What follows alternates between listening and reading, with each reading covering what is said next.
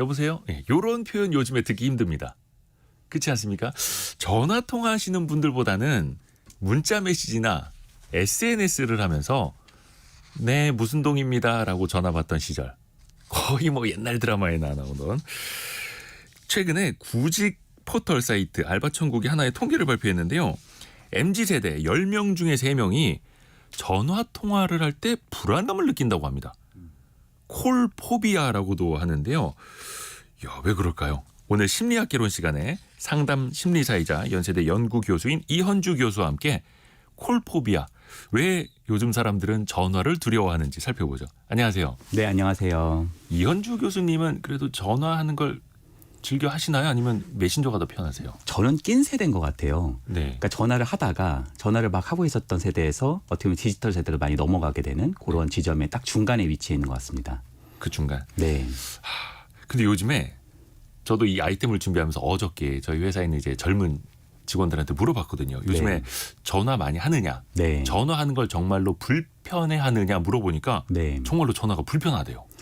아니 저도 그래요. 저도 여기서 통계가 30%라고 그래가지고 예. 제가 우리 학생들한테 한번 여쭤봤거든요. 그랬더니 이게 30%가 아니라 한 8, 90% 정도는 정도의 문제지 굉장히 부담감이나 두려움을 좀 느끼고 있더라고요.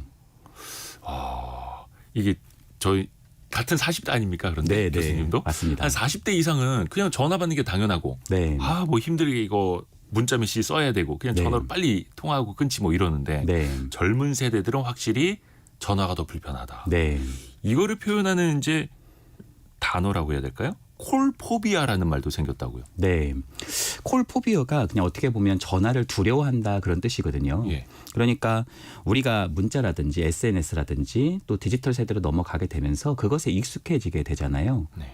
한 가지가 익숙해지다 보면 다른 하나는 덜 익숙해지죠. 그러다 보니까 어떻게 보면 전화라고 하는 것에 좀 부담감을 느낄 수 있어요. 실제로도 우리가 텍스트로 보면은 자기가 생각을 한 다음에 그것에 대해서 대처를 할 수 있잖아요. 네. 근데 전화는 얼굴도 안 보이고 바로바로 대처를 해야 되잖아요. 뭘 물어보면 대처해야 되잖아요. 바로 대답을 해줘야 되니까. 그렇죠. 어떻게 보면 증문증답을 해야 되는 거죠. 그거 네. 자체에서 엄청나게 사실 부담감을 느낄 수 있다고 생각합니다. 그러니까 어떻게 보면 전화 통화를 많이 안 해봤기 때문일 수도 있겠어요. 그렇죠. 사실 요즘에 젊은 세대에서 뭐 콜포비아를 많이 느낀다 하는데 뭐 그건 좀 당연한 것 같아요. 왜냐하면 젊은 세대일수록 디지털 세대에 조금 더 디지털에 좀 더 친숙한 그런 세대일 수 있잖아요. 실제 통계들을 봐도 스마트폰 이용률 같은 것이 현저하게 좀 높거든요. 예. 그러다 보니까 어떻게 보면은 SNS나 문자 이런 것들이 조금 익숙해진 것은 사실인 것 같습니다. 그런데 우리 기자님이 옛날에 보면 예. 지하철 같은 거 타보면 네. 예전에는 왜 피처폰 어르신들은 피처폰 예. 많이 쓰시고 네. 막 또 지하철에서 어떤 분은 스마트폰 하시는 젊은 세대들은 막 좀 나이가 지긋하신 분들은 벼룩시장 막 이렇게 읽고 계시고 예. 그런 분들 끝까지. 계셨잖아요. 네. 그렇죠? 근데 최근에 지하철을 타보면은요. 요즘에는 전 세대 상관없이 전부 스마트폰 하고 있습니다. 남녀노소. 네. 그래서 콜포비아가 저도 이렇게 보니까 40대뿐만 아니라 50대, 60대, 70대까지도 약간 정도의 차이만 있을 뿐이지 조금씩 느끼고 있는 세대들이 좀 많아지고 있는 것이 지금 현재 우리 사회의 현실인 것 같습니다. 예전은 젊은 세대뿐만이 아니라 네. 어르신들까지도 그냥 전화보다는 메시지 그냥 보내놓으면 내가 편한 시간에 그냥 열어볼 수 있게끔 네. 그럴 수도 있겠고요. 네. 참 예전에는 집집마다 집 전화가 있어가지고 네. 따르릉 울리면 여보세요 받고 누구 받고 있어요 엄마 계시니 뭐 그런 게 너무나 당연했는데 네. 이제는 오히려 엄마 계시니 아빠 바꿔줘라라는 전화를 받아보는 젊은이들이 거의 없겠죠. 네. 아마 거의 경험 안 해본 사람도 있겠죠. 그렇죠. 네. 괜히 집에서 부모님 전화나 가족 전화를 대신 받아주는 것도 되게 이상한 사례가 또 돼버리는 그런 시대가 돼가지고 그렇죠. 전화 자체가 많이 줄어듭니다. 그 생각해보니까 저희도 청취자분들하고 전화 연결하는 코너가 없었네요. 네. 근데 이런 거는 이제 세대랑 상관없이 앞으로 더 넓어질 수 있다라는 네. 거겠네요. 네. 콜포비아 네. 역시. 네. 그래서 이거는 MZ세대만의 일은 또 아닐 거고. 네. 근데 전화 받기 싫다, 전화가 두렵다라는 증상이 이게 신체적인 반응으로도 나타난다면서요. 크게는 몸 반응, 감정 반응, 행동 반응 이렇게 세 가지가 있어요. 그러니까 몸 반응에서는 심장이 약간 두근두근 거리고 예. 좀 압박감, 몸에서 뭔가 조이는 듯한 그런 압박감 같은 게 들고요. 예. 심한 분들은 막 식은땀도 흘리시는 분들이 계십니다. 전화 받아야 돼서요. 네네네. 뭐 두려움이 드니까 사실 두려움이 들 때 그런 감정이 들잖아요. 그래서 포비아라고 표현까지 붙은 거예요. 그렇죠. 그리고 감정적으로는 굉장히 좀 짜증이 나고 되게 불안해지고 예. 또 행동 반응에서는 내가 전화를 받을 수 있어요. 받을 수 있는데도 무음 처리하고 그냥 받지 않는 거예요. 회피하는 거죠. 아, 그러니까 그냥 나중에 문자 메시지를 보내주세요. 뭐 이런 식으로. 뭐 그럴 수도 있고 아니면 충분히 받을 수 있었던 상황인데도 자기가 지금 전화 받기 어려웠어요. 뭐 그러면서 문자로 얘기하시는 분들도 계시고 그렇게 하시는 경우들이 비일비재하다라고 말씀드릴 수 있겠네요. 이게 몸 반응, 감정 반응, 행동 반응. 행동 반응까지. 그러니까 몸에서는 심장이 두근거리고 압박감이 들고 감정에서는 불안이나 짜증감 이런 것들이 들고 행동 반응에서는 그것에 좀 회피하는 그런 반응들이 나타날 수 있습니다. 이게 복합적으로 나타난다고 말씀드릴 수 있어요. 아유, 저도 좀 반성을 해야겠네요. 저는 전화하는 걸 좋아해서 네. 그냥 바로바로 전화하거든요. 네. 어떤 분들이 뭐 통화 가능하세요라고 문자를 보내거나 네. 카톡으로 똑똑 혹은 안녕하세요 먼저 보내놓고 더 이상 메시지 안 하고 기다리시는 분들 보면 전 성격이 급해서 네. 그냥 바로 본론부터 말씀하시지 아니면 그냥 바로 전화를 하시지 생각을 네. 하는데 저만의 생각일 수 있겠네요. 사실 뭐 저도 전화하는 거 좀 좋아하긴 하는데 네. 우리가 그런 것 같아요. 전화 자체를 막 다 줄이는 것보다는 유독 안 받는 분들이 계세요. 전화를. 예, 일부러 안 받는 분들. 그럼 진짜 바빠서 그런 분도 계실 수 있지만 네. 어쩌면 그분이 약간 전화 받는 거에 부담감을 느낄 수 있으니까 내가 싫어서 그런 게 아니라 전화 받는 거에 대한 부담감이 있는 사람이 있어서 그럴 수 있으니까 그런 분한테는 문자로 조금 많이 해주시는 것도 도움이 될 수 있습니다.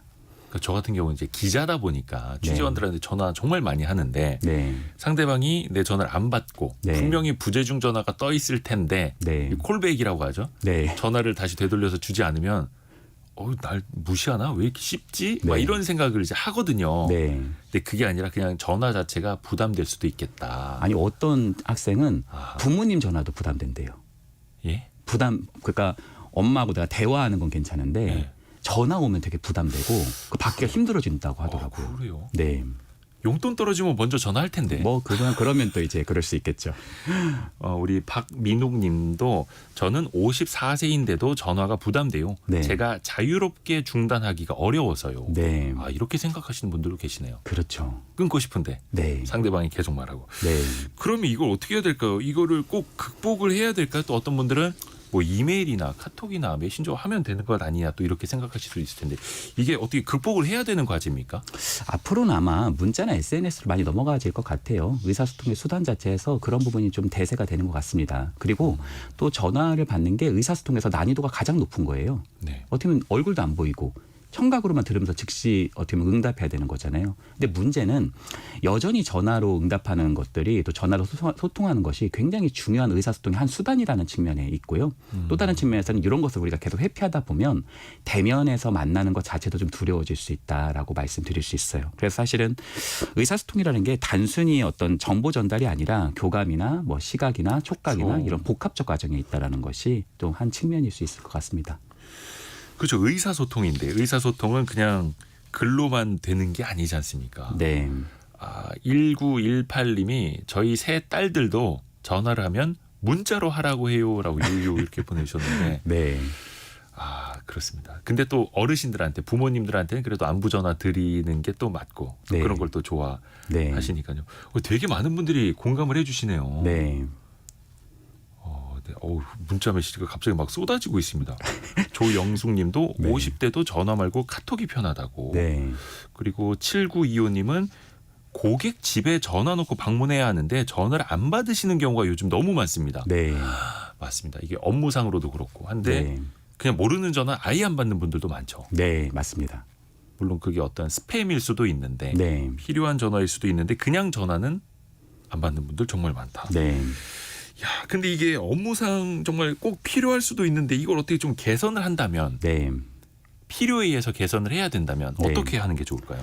사실 심리학적 개념 중에서 치료기법 중에 노출법이라는 게 있습니다. 그러니까 노출법이요? 네, 노출법이요. 그러니까 두려움을 극복하는 아주 훌륭한 방법이에요. 이거는 조금씩 노출해 보는 겁니다. 그러다 보면 어느 순간 익숙해지고 두려움이 좀 가시기 시작을 합니다. 왜 초등학교 때 뜀틀 되게 무섭잖아요. 뜀틀. 네. 네. 근데 하다 보면 좀 낮은 것부터 계속 하다 보면 조금 괜찮아진단 말이에요.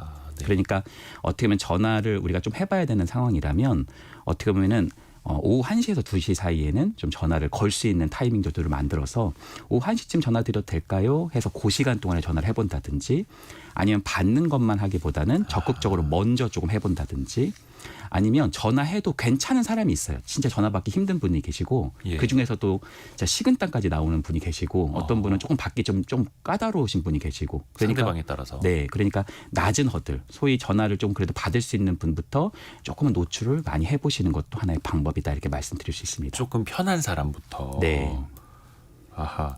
그러니까 갑자기 뭐 고등학교 은사님한테 전화 드리는 거 좀 불편할 수도 있는데 네, 그게 아니라 친구. 네, 근데 한 몇 달 동안 연락 못했던 친구 한 번씩 네. 이런 식으로 조금씩 뜀틀을 높여 나가는 거네요. 네, 그렇죠. 그리고 직접 사람을 또 만나야 될 필요도 있지 않습니까? 맞아요. 사실은 본질적으로 보면은 의사소통이라는 건 즉시 응답하고 즉시성이라는 게 굉장히 중요할 수 있단 말이에요. 네. 그런 것을 늘려 나가는 것 자체도 어떻게 보면 콜포비아를 조금은 우리가 경감할 수 있는 방법이지 않을까 생각합니다. 그렇죠. 이게 사실 그냥 의사소통이 글로만 되는 건 아니고 네, 전화를 통해서 목소리도 듣고 감정도 느끼고 또 만나서 서로 교감도 네, 할 필요가 있으니까요.